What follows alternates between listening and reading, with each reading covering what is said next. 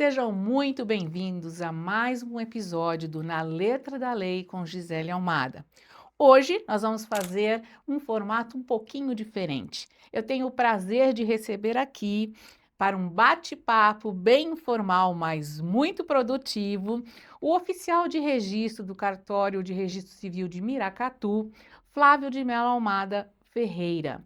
Nós vamos estar trazendo para vocês advogados, antigos, jovens advogados, estudantes de direito e sempre para todo o público em geral que tem vontade de conhecer, de saber todas as questões relacionadas ao direito, sempre de uma forma objetiva e clara, sem juridiquês, né, sobre a advocacia extrajudicial.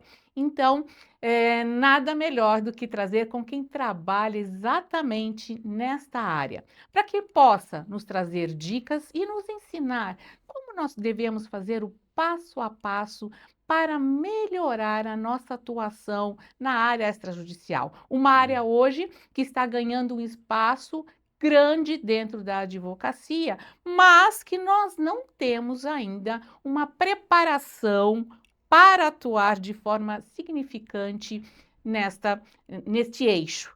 Portanto, seja muito bem-vindo ao Na Letra da Lei, Flávio. É um prazer você estar aqui conosco hoje. Obrigado, Gisele. Agradeço a oportunidade por estar aqui, abrindo esse flanco, né? Acho importante essa interlocução entre advogados e os cartorários, né? Os dois lados do balcão conversando.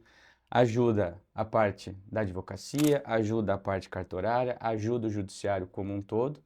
E vamos discutir aqui um pouquinho sobre os procedimentos, o que a gente pode ajudar, tanto do lado de vocês como do nosso lado do balcão, para que possamos seguir aí em bons procedimentos, em resoluções para os clientes, né, em regularizações. Acho que isso é muito Muito importante. importante. Realmente, o que o Flávio falou é extremamente importante, porque nosso trabalho é um trabalho interligado. Então, não dá para falar assim, só o advogado vai fazer, só o cartório vai fazer, só o juiz. Não, é tudo realmente ligado, é um elo. Então, se nós não conseguirmos fazer o trabalho, levar para o cartório a forma correta, eles também não vão poder agilizar o nosso procedimento, o nosso processo.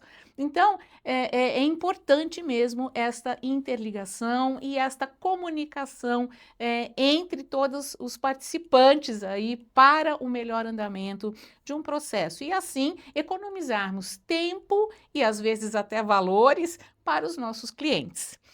Então, Flávio, a gente sabe que o cartório extrajudicial, né, as questões extrajudiciais, vêm para poder retirar o peso do judiciário, né, que está abarrotado de processos, Sim. então, numa questão de desjudicialização. O que você acha, o que mais traz aí de benefício essa desjudicialização? Ótima pergunta para a gente iniciar nosso bate-papo. Bom, a desjudicialização ou extrajudicialização, como alguns doutrinadores preferem denominar, nada mais é do que você buscar procedimentos mais céleres dentro de um procedimento cartorário, que você não dependa da movimentação da máquina judiciária, que já tem, né, um grande volume de processos. A gente tem uma cultura litigiosa aqui no nosso judiciário brasileiro.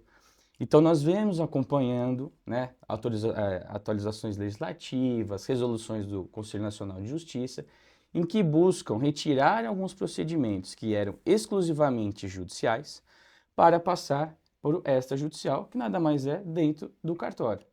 Então, esse movimento que nós vemos acompanhando veio muito no CPC, né, de 2015, a questão da adjudicação compulsória, da usucapião extrajudicial.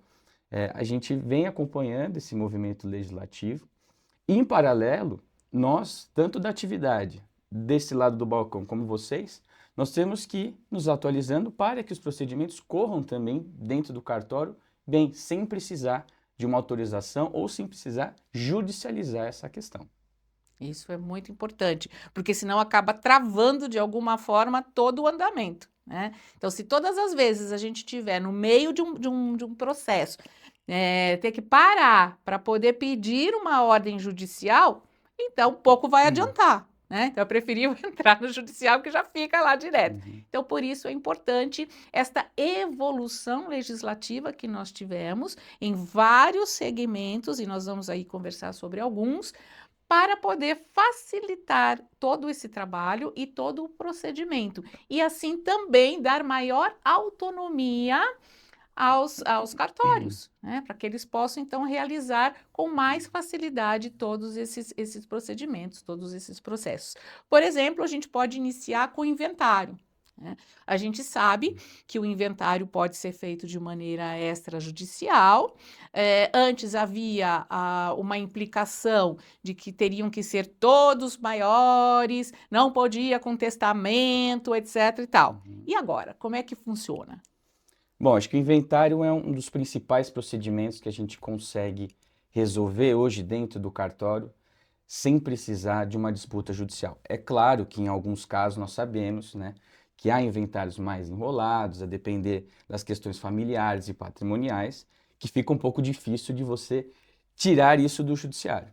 Mas a Resolução 35 de 2007 do Conselho Nacional de Justiça, ela regulamenta bem esse procedimento e ela foi criada lá, salvo engano, com a Lei 11.441, que atualizou o CPC de 73, né, para possibilitar esse procedimento na via extrajudicial. Pois bem, essa resolução passou por diversas atualizações e a última, que foi recentemente no ano de 2024, foi a mais emblemática na minha opinião, porque ela exatamente atacou um problema que você acabou de mencionar, isso inventário envolver menor de idade. Pelo Código de Processo Civil nós não teríamos como fugir do judicial, mas agora nós temos. Claro que respeitando algumas regras. Como principal regra, você tem que respeitar a partilha igualitária de bens. Então você não pode mais fazer aquele jogo de partilha. Colocam dois imóveis de mesmo valor, você fica com um inteiro e eu ficaria com outro.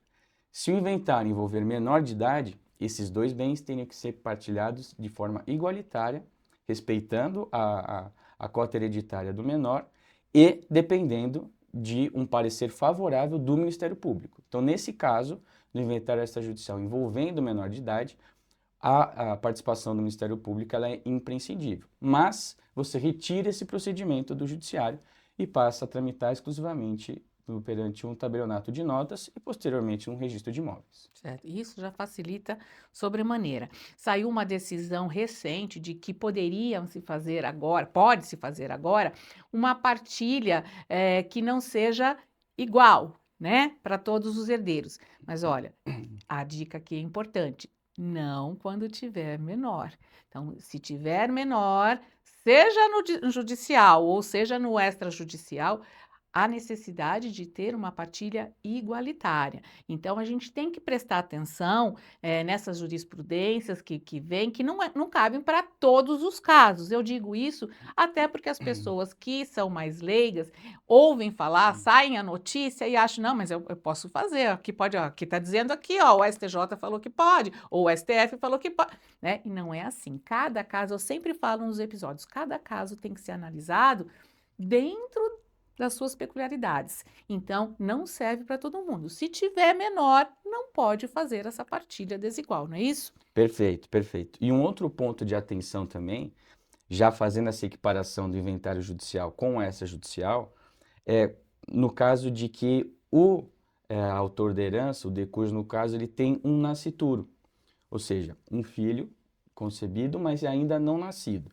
Então nós sabemos que no judicial era comum fazer a reserva, né, da parte da cota hereditária para você não travar um inventário judicial, mas você fazia uma reserva, aquele filho viesse a nascer com vida, partilhava do mesmo jeito. No extrajudicial, a gente tem um dispositivo lá na mesma Resolução 35, em que você não inicia o procedimento extrajudicial. Então, digamos que ele te dá um prazo maior, ele não te proíbe de fazer o extrajudicial, mas ele determina que você aguarde o nascimento desse nascituro do autor da herança. Se vier a nascer com vida, você realiza a partilha, seguindo o procedimento de uma partilha com o menor, e se vier a nascer sem vida, você segue a partilha do mesmo jeito, só que excluindo aquele herdeiro que não teve a aderência patrimonial. Certo, então você faz a abertura para não perder o prazo, é isso? para não perder o prazo, né, que nós temos o prazo para entrar com o inventário, mas você só faz a abertura, não dá continuidade? Não dá continuidade, tem que esperar esse Ah, nascimento com vida ou sem vida. A gente espera sempre que com vida, mas não existe a reserva da cota hereditária como existe no judicial. Isso é certo. bem expresso na resolução Muito 35. muito interessante mesmo, porque isso é importante porque nós nem sempre temos esse conhecimento, a gente acaba, por enquanto pelo menos, eu digo por mim, você acaba sempre pensando no judicial, porque eu venho de uma época em que só existia o judicial. Então nós temos que raciocinar dessa outra forma, porque isso, além de melhorar o nosso serviço, e agora eu direciono aos advogados, melhora, é mais rápido, portanto, também o retorno para o advogado será mais rápido, né? Mas nós temos que nos atentar a esses detalhes importantes, porque senão nós não vamos conseguir o êxito. E vai continuar atrapalhando e dificultando e demorando. Por isso, prestar atenção nessas dicas são extremamente importantes, né? Ah, quais são os demais procedimentos extrajudiciais que vêm aí desafogar o judiciário? Você falou da usucapião, você falou da adjudicação, a gente está falando do inventário. Quais os outros que nós temos? Olha, nós temos hoje uma gama enorme de procedimentos extrajudiciais, né? Então, dentro do inventário mesmo, a gente está falando aqui sobre testamento, que não é mais um impeditivo, apesar de você depender da confirmação do juiz. Você tem a questão do alvará notarial. Já ouviram falar sobre Não. alvará notarial? O alvará notarial também é trazido na Resolução 35. É uma expressão que vem sendo utilizada porque realmente é algo muito novo e que ele possibilita aquela velha questão. Eu tenho um espólio com patrimônio imobilizado. Como que eu vou pagar as custas? As custas dos emolumentos, as custas dos honorários do advogado, as custas dos tributos, do ITCMD, tudo que envolve, né, o custo de um inventário. Antigamente, teria que pedir o alvará judicial. Mas hoje não. Hoje você pode fazer isso dentro de um tabelionato de notas, em uma escritura pública, em que os herdeiros nomeiam um inventariante e autorizam esse inventariante a vender determinado bem, claro que vinculado às despesas que ele vai discriminar.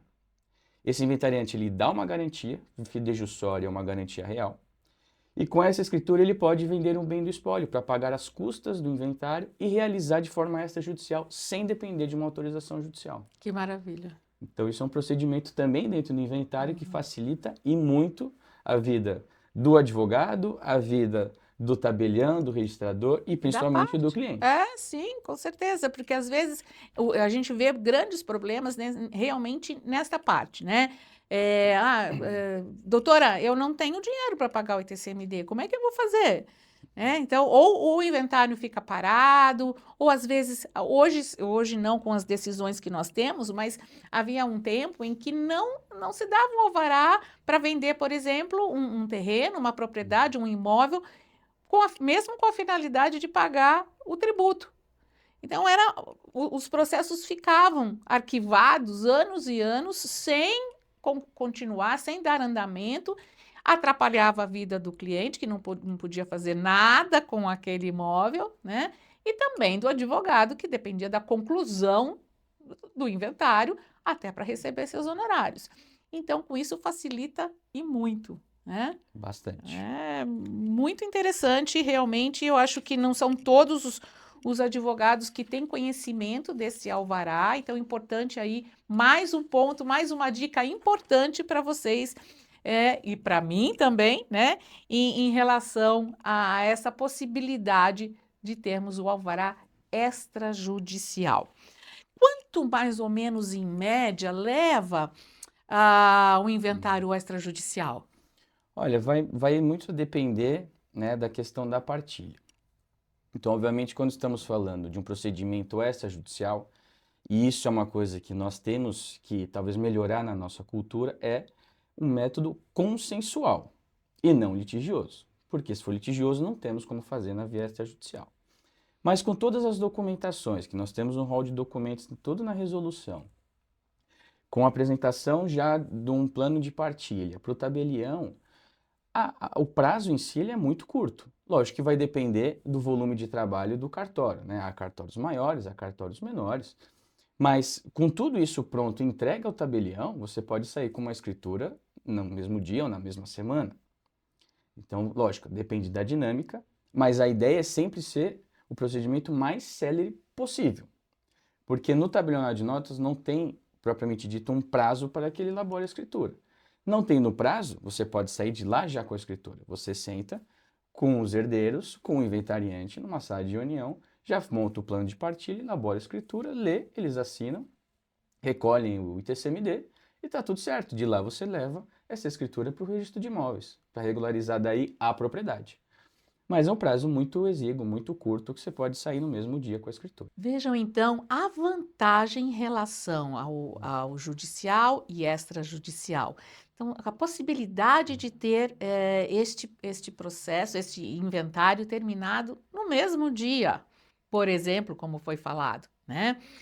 No judiciário é difícil você poder acontecer isso por conta dos prazos processuais que devem ser obedecidos. Então, não consegue fazer, mesmo que todo o juiz, os escreventes tenham boa vontade, não podem porque tem todo um procedimento que deve ser, então a gente deve ficar atento e deve obedecer. Existe essa vantagem muito grande. E não se preocupem, advogados, porque necessita sempre da presença do advogado, Com até certeza. para já vir com esta partilha pronta e com isso acelerar ainda mais o término desse inventário, não é mesmo? Sim, a participação do advogado ela é essencial e ela é requisito na escritura pública. O advogado assina, o advogado ele é qualificado na escritura pública, então não se preocupem, o cartório ele é um facilitador, mas como eu disse, são duas áreas que elas têm que atuar em conjunto.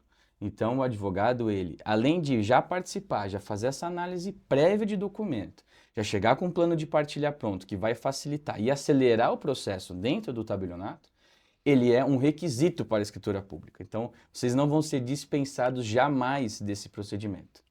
É muito importante que vocês também saibam disso e orientem os seus clientes, né? Nós sabemos que às vezes os clientes querem fugir um pouco dos advogados, ou às vezes querem fugir do cartório, questão dos emolumentos, mas não, são requisitos e são participações fundamentais para um procedimento seguro, lembrando que estamos falando sempre aqui de uma segurança jurídica. Uma parte que você acabou de dizer que é importante é deixar isso discriminado, que os emolumentos também não são coisas absurdas. Se a gente comparar um processo judicial que tem custas também, dá mais ou menos elas por elas, ou o extrajudicial ainda sai mais em conta? Olha, na minha opinião, é claro que varia muito, né? Porque a questão emolumentar ela é estadual. Então, você tem uma regra geral, mas cada estado ele atribui os seus emolumentos de uma forma estadual.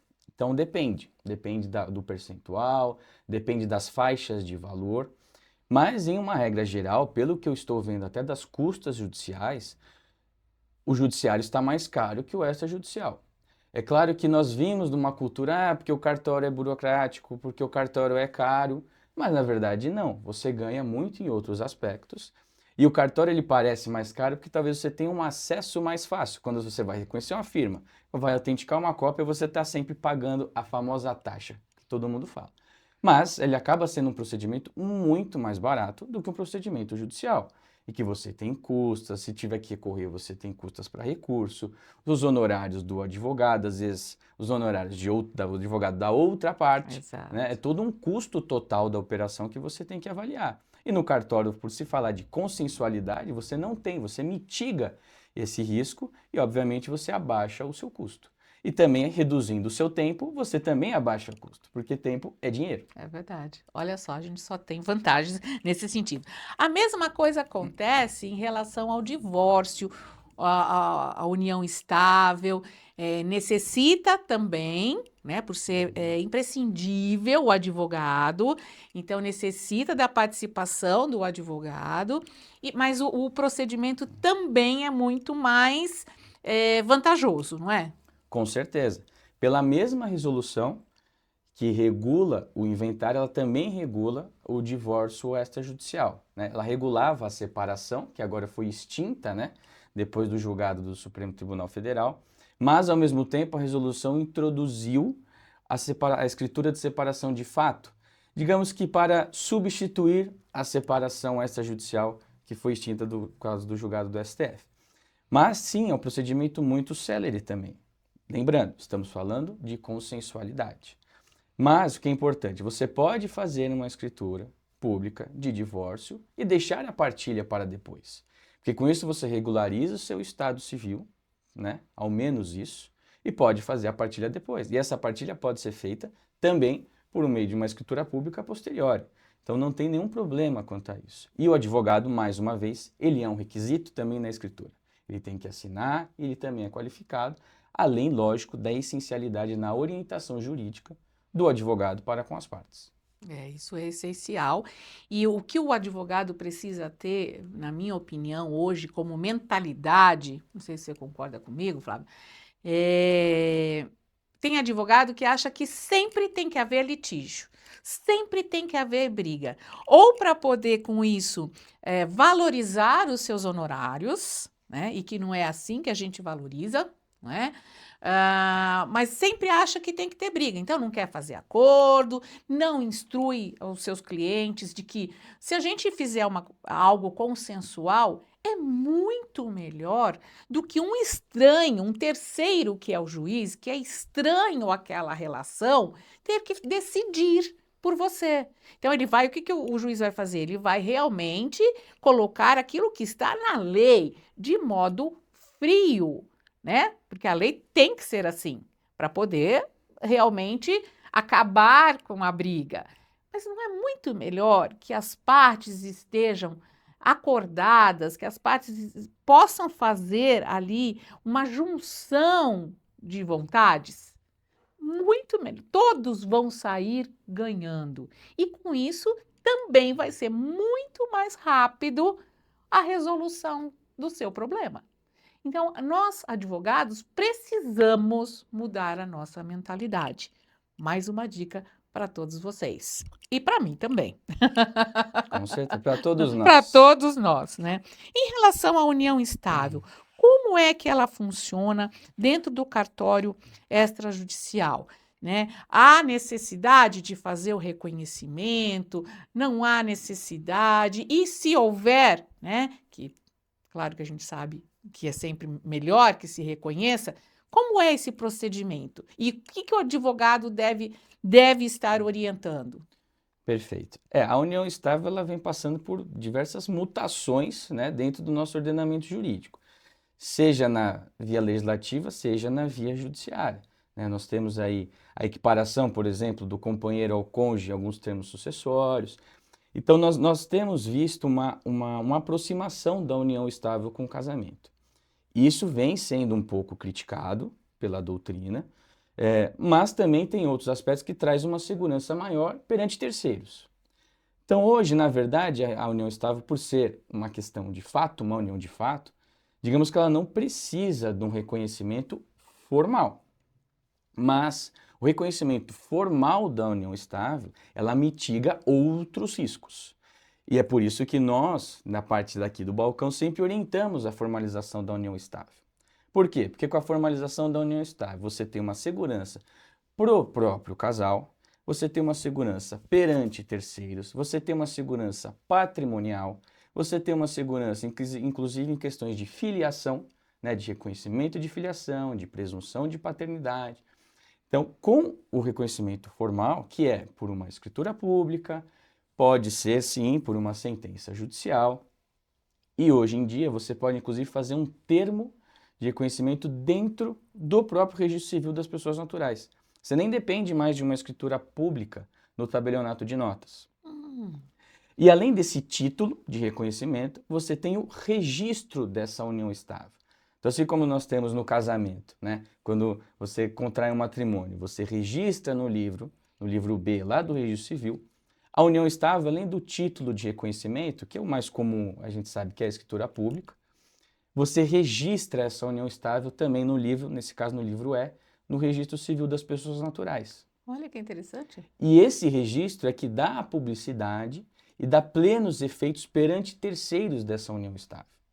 Seja em questão de alteração de nome, às vezes que contrai, né, o nome do companheiro, questão de regime de bens, que é o mais importante, e a questão do marco inicial da união estável, que é sempre o que dá o problema. É. Quando que essa união estável começou? Qual regime de bens que é aplicável? Se eu não reconheço nada, o regime de bens é o da comunhão parcial. E o que acontece? Se eu faço um reconhecimento posterior, sem que eu coloque uma data de início, que hoje é possível, um procedimento que se chama certificação eletrônica, que você faz perante o registro civil das pessoas naturais diretamente. Então, o registrador ele vai pedir alguns documentos para vocês, para ele analisar quando que teve o início da união estável. E aí, com esse marco inicial, vocês vão estar garantidos dessa publicidade contra terceiros, de qual regime de bens aplicável, o patrimônio de cada companheiro. É por isso que é muito importante essa formalização. E por isso que é muito importante o registro e não só a lavratura de uma escritura pública ou de uma sentença judicial. Tem que caminhar juntos, né? Nós temos hoje no Brasil o que nós chamamos de um sistema de título e modo. Então, não só o título, que é uma escritura pública, ela não caminha sozinha se eu não tiver um registro. Isso a gente vê muito no registro de imóveis, né? Ela tem uma escritura pública de compra e venda, mas se eu não registrei a propriedade daquele imóvel, não está no meu nome. Na união estável, se eu tenho uma escritura pública de união estável, eu tenho união estável reconhecida. Mas se eu não registrei, eu não vou ter plenos efeitos perante terceiros. Isso pode me gerar um problema jurídico lá na frente. Então é muito importante que a união estável esteja devidamente formalizada e registrada, mitigando todos os riscos. E uma coisa interessante da união estável, se me permite já aproveitar um gancho Isso aqui, aí. é a questão da alteração do regime de bens. Lá no casamento, nós dependemos de uma autorização judicial, que hoje em dia é um procedimento, acredito que mais tranquilo Mas também, né? Não precisa demonstrar todas as justificativas. Exato.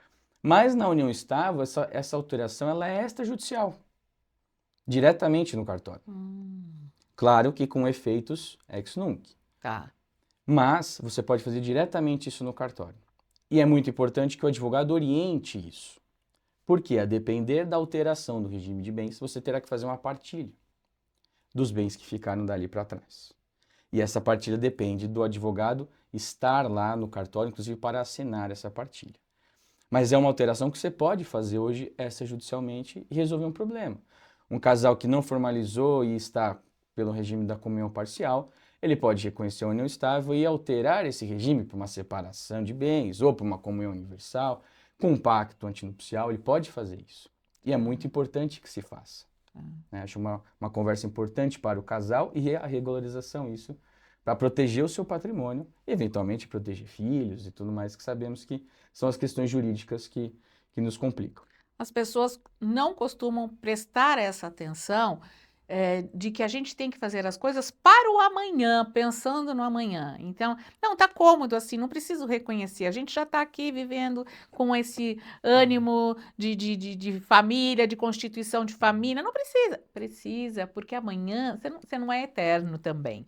E amanhã você falece e a outra parte tem que fazer todo um reconhecimento depois que você morreu, o que vai demorar, o que vai demandar de testemunha, de provas, o que você já facilitaria se reconhecer. Você já está vivendo junto mesmo, gente, por que não reconhecer? Não é mesmo? Então a gente tem que pensar no futuro. Quando ele falou do efeito ex nunc, quer dizer, dali para frente. Então a gente tem que pensar no futuro. Você acha que essa alteração que está se prometendo do Código Civil, principalmente na parte sucessória, vai impactar muito o extrajudicial?